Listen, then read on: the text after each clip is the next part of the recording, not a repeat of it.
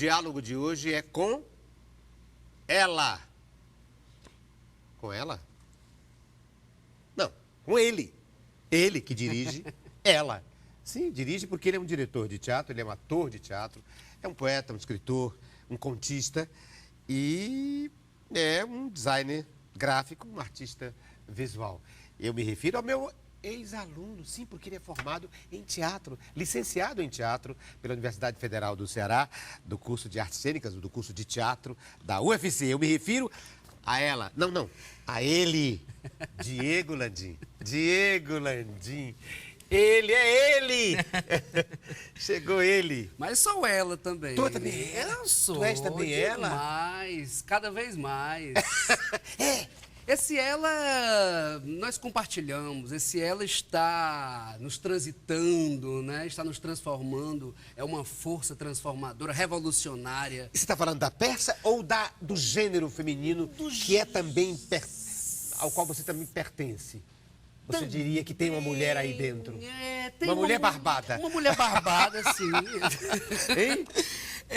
Eu acho que mais do que o gênero feminino ou masculino, acho que uma feminilidade, um feminino. Independentemente de ter a genitália masculina ou feminina. Sim, exatamente. Pensando que gênero é uma arbitrariedade, né? O gênero masculino, o gênero feminino, porque órgãos sexuais e a visualidade do corpo não quer dizer nada, no fim das contas, o que nos expressa, né? O que nos compõe. É uma questão cultural, é uma arbitrariedade cultural, construída. Industrial, é uma tecnologia. É uma tecnologia. O gênero é uma tecnologia, com todos os signos de uma tecnologia. Em que sentido? Toda a Diego produção Landim. de uma representação de uma tecnologia, a produção de uma imagem, né? A produção de uma imagem que tem que ser compartilhada, compartimentada. Então, e é fabricado, é uma fabricação, né? Isso é algo que eu lendo bastante, Paul Beatriz Preciado, que é um pensador espanhol, que antes era ela e agora virou ele, porque fez uma transição de gênero, mas que se diz também a gênero, né? Porque para esse autor, Autori.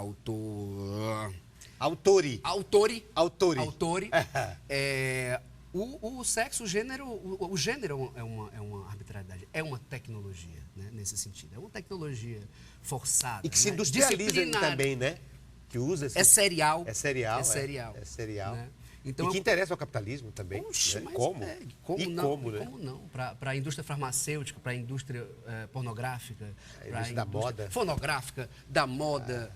Para o teatro também, por que não? Mas aí no teatro a gente pode bagunçar todos esses conceitos. Teatro é exatamente esse espaço de... Ainda bem, né, Ricardo? Esse espaço. Ainda bem que é esse espaço e cada vez mais. Você sabe que eu passei assim, algum tempo sem fazer teatro, né? Me dediquei mais às artes visuais e tal. E aí quando eu voltei de Recife, que eu passei um tempo em Recife, né? Digamos que final de 2012 para 2014. Quando eu voltei para Fortaleza, aí eu vi como o teatro... Que a gente sempre está descobrindo o teatro, né? A força do teatro é revolucionária, cara. Porque sempre está perto da vida e quando toca na vida, volta para o teatro, volta para o palco. E fica nessa tensão entre palco e vida, palco e vida. Eu acho que essa tensão entre teatro e vida, né? Que a performance traz muito, né? Sim, porque ela mistura uma coisa com a outra. Sim, confunde, né? Ela confunde, ela está numa zona de... Eu penso que o teatro, por também trabalhar ainda com convenções, porque é interessante que ainda há convenções, fantasmas de convenções, sim, a gente precisa da cultura, convenção. Né? É cultura, cultura, não tem como sair. Com certeza, e a gente precisa da convenção para justamente solapá-la. Exatamente. A gente precisa da imagem para ocultá-la. E aqui, já que você está falando disso, de teatro, e esse cartaz é um cartaz de teatro. Ela, quem é ela, hein? Ela é Jéssica Teixeira. Jéssica Teixeira, minha companheira, minha colega. Ex-aluna também, minha. Sim. Eu tenho tanto orgulho desses alunos tão lindos, você e a Jéssica. Hein? Todos dois formados. Agora, a Jéssica, inclusive, está no curso no mestrado, né? Ela já é mestre. No mestrado, ela já é mestre. Mestre em artes da Universidade Federal do Ceará. Exatamente. E fazendo o seu primeiro solo, não é? Que vai estrear no dia 6 de fevereiro de 2019 no Cine Teatro São Luís. Ela, e quem é ela? Agora, noutra dimensão. E quem é ela? O que é ela? O que é ela? Quem é ela, a gente sabe, é a Jéssica. E, ao mesmo tempo, não é a Jéssica, né? Porque é a Jéssica metamorfoseada, né? Sim. É uma terceira ou quinta Jéssica no palco. Mas o que é ela? O que vem a ser essa coisa, hein? Só um minuto que eu acho que... É, deve ser ela. Deve ser será ela que me é ela? ligando. É ela te ligando? Eu acho que é ela me ligando. Atende. Atende, alô? Jéssica, alô? É ela mesmo? Não, foi engano. Ela está oculta agora. Tá Na oculta. verdade, a Jéssica está em outra entrevista com o Jornal tá no outro Povo. Jornal Povo. Tá. Mas o que é ela, hein? Diego Landim. Ela O que interessante você perguntar, Ricardo, porque assim, o espetáculo Ela, Sim. nasceu da nossa pesquisa que anteriormente era intitulado Corpo Impossível, né? Nossa pesquisa começou como Corpo Impossível. E a gente foi percebendo que essa pesquisa, que se tratava da Jéssica com seu corpo singular, né? Sim, ela tem um corpo singular. Mostrar mais fotos aqui. Sim, Diga. os postais. Enquanto você fala, os postais da peça. A gente foi percebendo como esse corpo era potente, poderoso, para a gente falar sobre cultura, para a gente falar sobre o animalesco, para a gente falar sobre a mulher na contemporaneidade, para a gente falar justamente o que é esse sujeito na contemporaneidade. E essa pesquisa foi se entranhando, se espalhando, resultando em oficinas, resultando em vídeo performance, e agora resultou nesse espetáculo Ela. Que é um ela que não é ela. Ao mesmo tempo é o pronome ela, mas é uma sigla. É uma sigla. Porque tem E.L.A. Exatamente. Explique-se, Diego Landim. Eu não quero dar muito spoiler do espetáculo. Não deu. Mas dar conceitualmente, o que é esse ela? Alguma coisa possível que você pudesse nos estimular a ver e dizer que coisa intrigante. Ela é uma doença também. Ela é uma doença também, ela. Ela é uma doença. É uma sigla de uma doença. Que eu agora não vou também revelar a sigla. Deixemos para outro Tá. momento. Nada é por acaso nesse título. Você já percebeu que nada é por acaso. Mas se você tivesse que dizer uma coisa assim que intriga, qual é a do espetáculo? O que é ela? Isso é complicado. Isso é complicado. Hoje eu estava em outra entrevista e perguntou, mas o que é o espetáculo? Bom espetáculo é tanta coisa, mexe com tanta coisa, com representatividade, com representação, com duplo, com essa força que nos transforma cada vez mais em outros sujeitos, um sujeito que se transforma. Mas ela é a Jéssica Teixeira, é a Jéssica, é a história dela. É a história dela? É a história dela. Tem uma dimensão... Tem uma dimensão biográfica. Biográfica, psicanalítica, testemunhal. Isso. Um testemunhal que isso foi uma conversa sempre reincidente da gente, que é um testemunhal que não é um confessional por si só. Porque o confessional tem uma hora que ele esbarra em si próprio, né? É como esse confessional, como esse testemunhal, contagia. Contagia todo mundo, contagia o público, contagia a plateia. E fala de tantas outras mulheres, tantas outras figuras mitológicas que têm o feminino como sua imagem, como sua constituição, como seu apelo, né?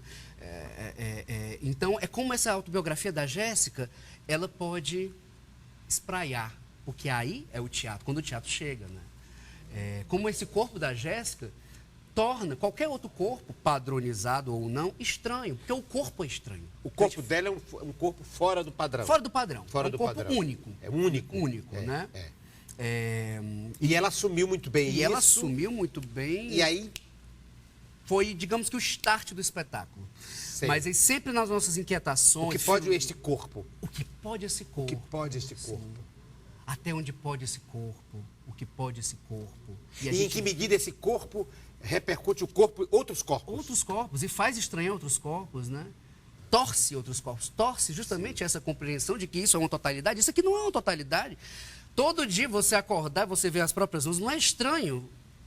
Esse boneco articulável que somos nós, seres humanos, sujeitos. Que sujeito é esse? Que se perde, pode se perder assim num átimo, num delírio, num acidente, numa embriaguez. Verdade. Na arte, num processo de teatro, ainda mais um processo teatral de ator, de atriz, né?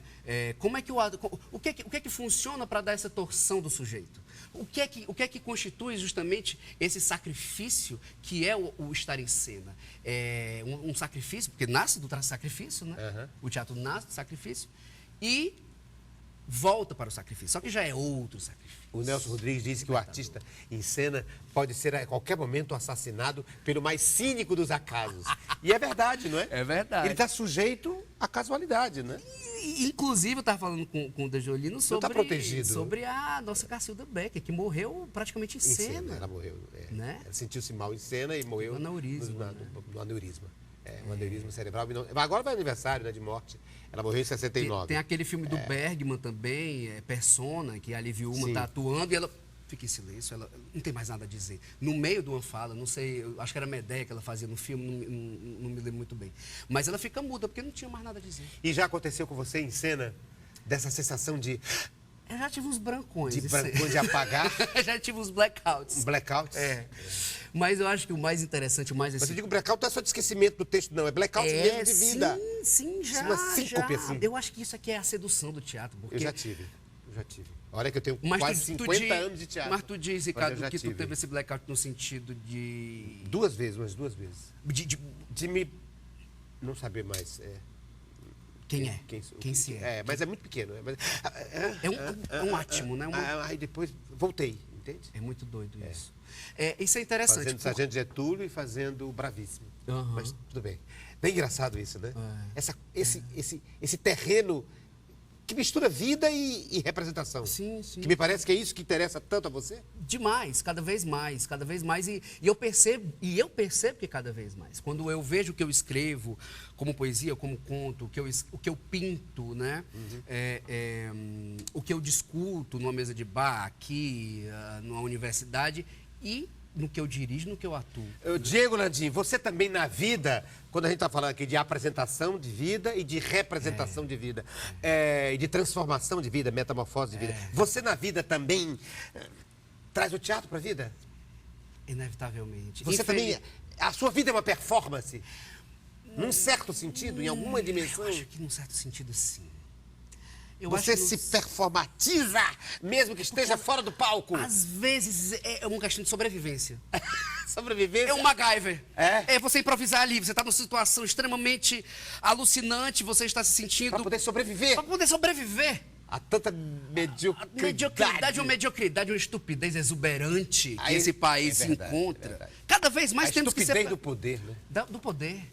Né? E com poder sobre você, não é? E que claro, é terrível. Claro, e que é molecular, um poder que é tecnológico, que está na nossa epiderme, nos nossos músculos. Ou enlouquece. A loucura como saída. A gente tem que fazer alguma coisa com isso. Ou como aquele livro lido do Zé Louzeiro sobre a Elza Soares, que diz, cantando para não enlouquecer. Então, no nosso caso, seria performatizando para não enlouquecer, né? Com certeza. Para poder suportar a terrível do real, né? A tagarelice do real também. Uma tagarelice fútil, né? Mas isso pode nos colocar, Diego, numa posição de que nós estamos acima de tudo, quando não é, porque nós temos uma sensibilidade, vivemos numa outra aura, é uma coisa singular, né? Exatamente. Porque nós fazemos parte disso. A nossa profissão é essa. Nossa matéria-prima é isso mesmo. Com certeza. É filosofar sobre a passagem de uma formiga sobre um feijão que caiu, um caroço de feijão que caiu da nossa mesa. Não é isso? Qualquer coisa. Qualquer sombra, qualquer... É como se você quisesse aprender o total. Filosofar sobre a pedra. Sobre a pedra. Por que existe a pedra? A imobilidade. Por que a minha mão é assim? Essa estranheza que você está procurando na peça, né? Exatamente. O seu corpo também é assim, um corpo estranho?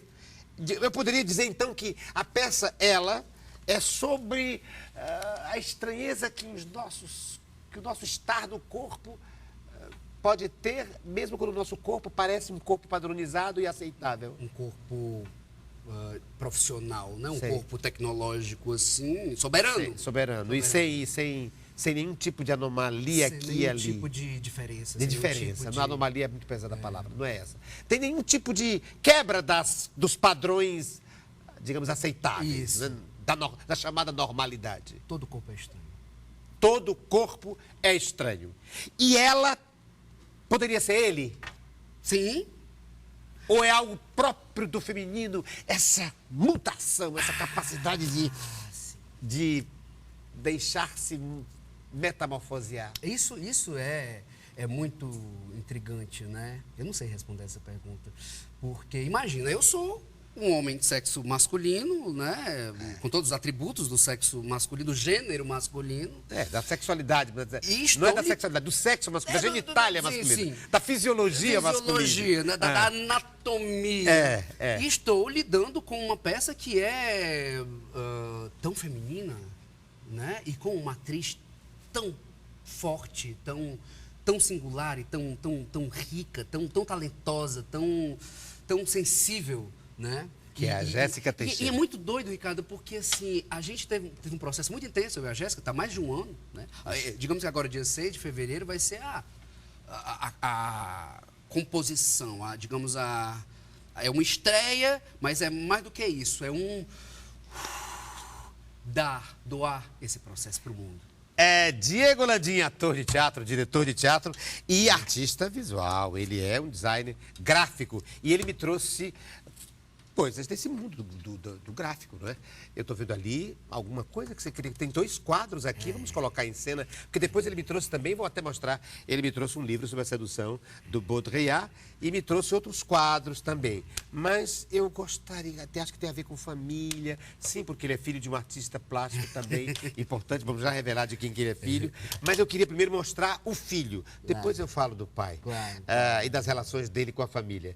Mas você tem 2 quadros aí que eu queria que você colocasse. Vamos botar logo o grandão, né? Vamos colocar logo o grandão. Vamos botar logo esse grandão. Opa! Pronto. Opa. Fecha aqui. Olha aí a doidice. Que loucura! Com a palavra Diego Landim.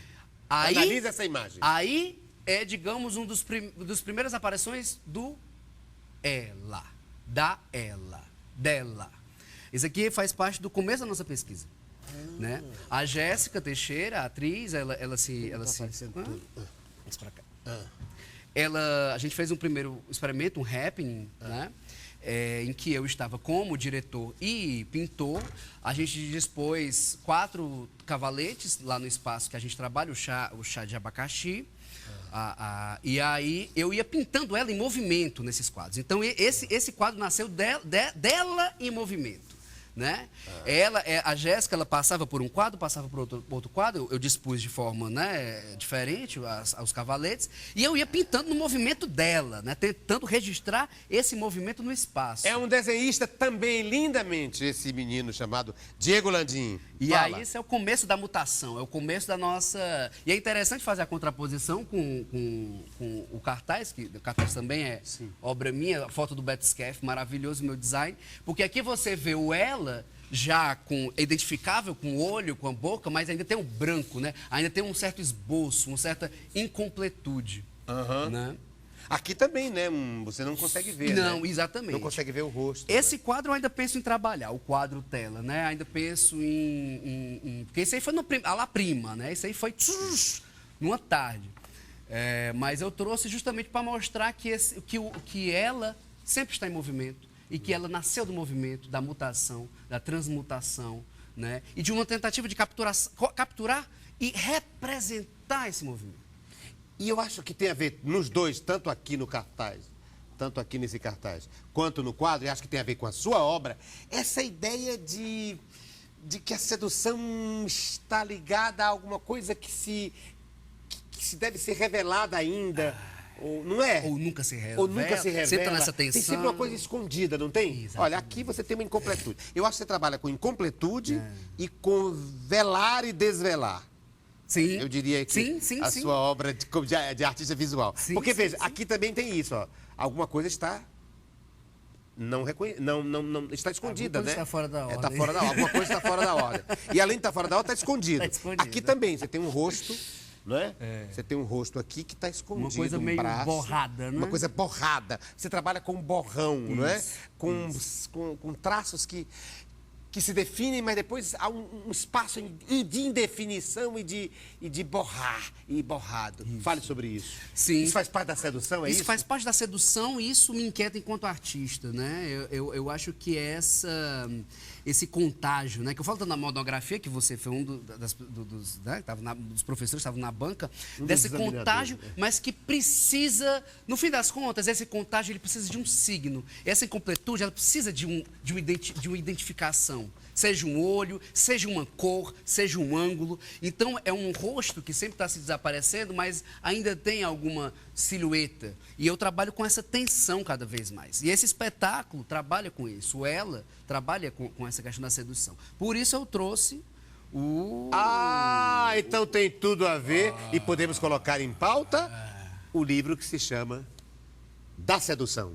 de Jean Baudrillard e passar a palavra para que ele se explique, ou para que leia algum trecho que explique esse conceito de sedução que é tão caro ao seu trabalho no teatro e fora dele. Esse livro aqui, eu comprei há alguns anos, ele me acompanha, tudo que eu faço, eu sempre recorro a ele, eu sempre leio, não entendo, mas aí depois entendo, depois eu fico nessa questão, que eu acho que a sedução também, é entender e não entender, né? Sempre tem um novo olhar.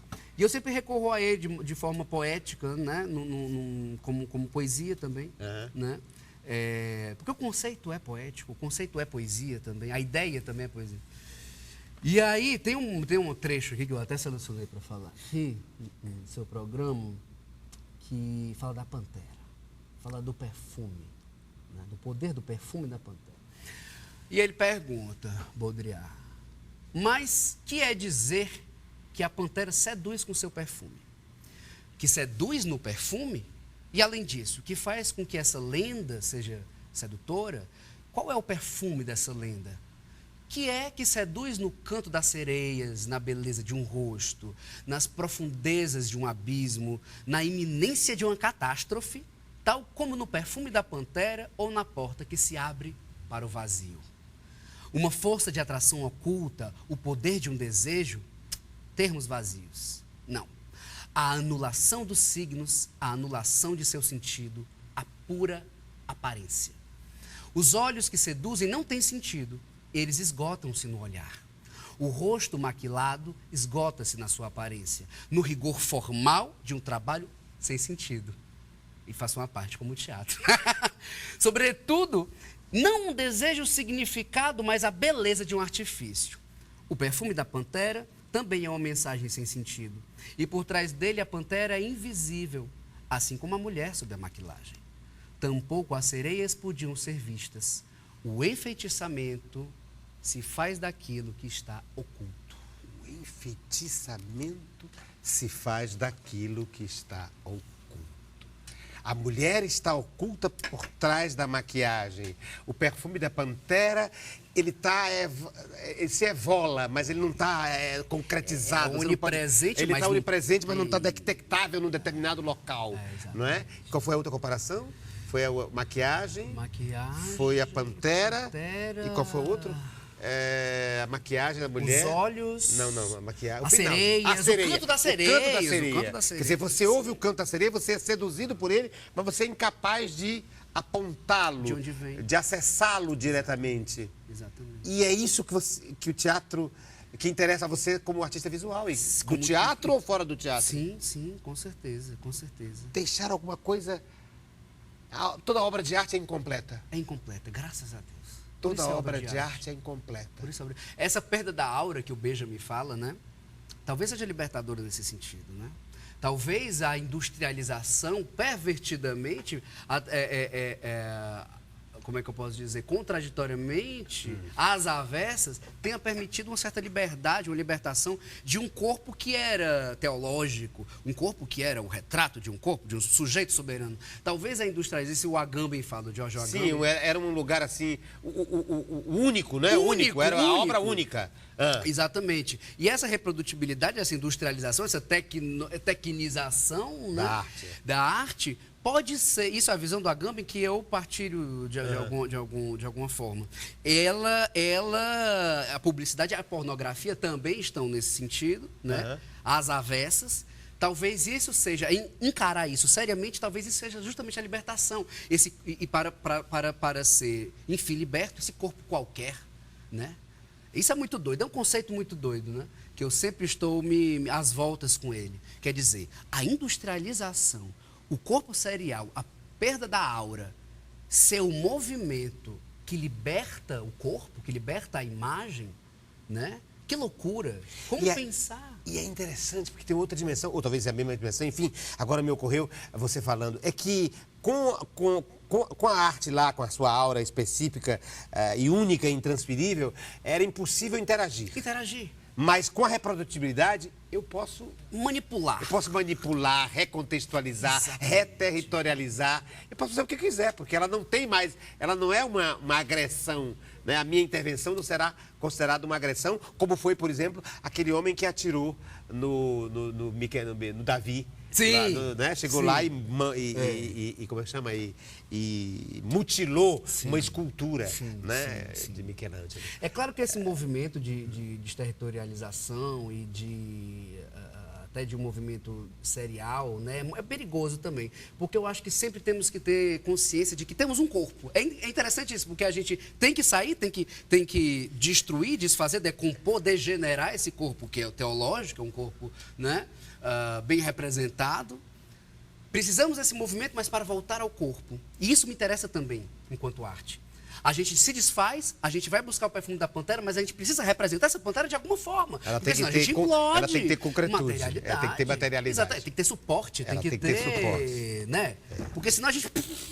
Aí fica, não deve, não vai para lugar nenhum. É preciso ser dionisíaco, sim, mas é preciso ser apolíneo, né? Porque senão não existe a própria palavra arte, né? Arte é artifício, arte é artesania, né? É trabalho que é preciso. Também, é preciso um dar dimensão, dar uma dimensão, né? Uma dimensão, uma fisicalidade mesmo ao que está ali. São esses os temas do nosso encontro, do nosso diálogo com o artista plástico, com o escritor, com o diretor de teatro e design gráfico, contista, Diego Landim, que vai continuar conversando sobre a sedução das artes, da sua arte e a dos outros, no próximo segmento do programa.